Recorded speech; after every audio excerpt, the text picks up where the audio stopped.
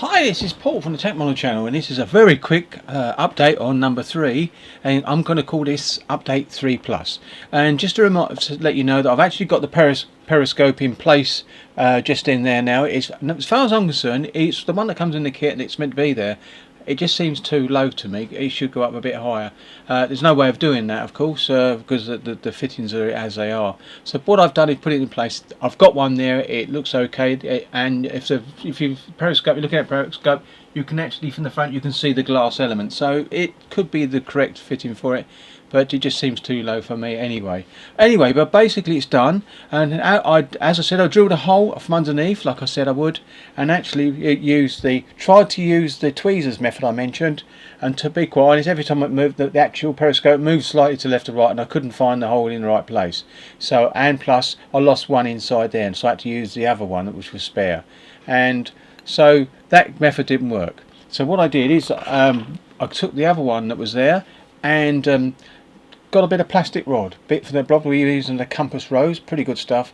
Basically cut it so it's longer than what so it hanged out the bottom of the vehicle, and flattened one end and glued the periscope on there with plastic strut, or it doesn't matter, but any glue would do, plastic metal would do. Glued it on there, and after it had been dry for a little while, I used me Zappa Gap glue to super glue the periscope to this rod as well. So that's what I did. Once I did that, I pushed it up inside and managed to get it straight into the slot.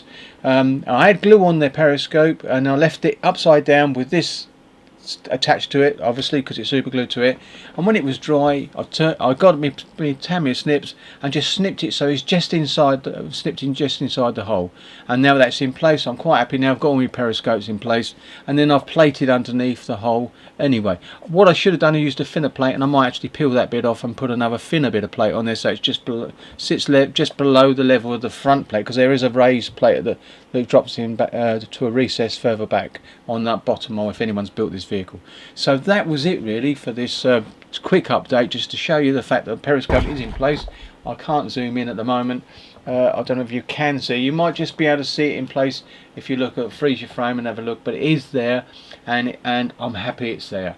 So I can move on now with it, carry on building the packs. But I'm going to actually go underneath, might peel that bit of plastic off, put a thinner bit in there, and then sand it smooth a little bit, place it around there to join, and then actually spray underneath the vehicle so it's actually moulded in with the rest of the paintwork.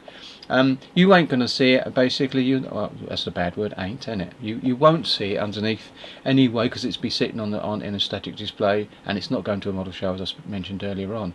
But I don't know whether this video is a little bit clearer than last time. I've got one of the lights left because the other one's on charge, but I think you can see what I mean by that, how the decals actually mix in with it, and they reflect a little bit because obviously it's got a semi-gloss all over the vehicle.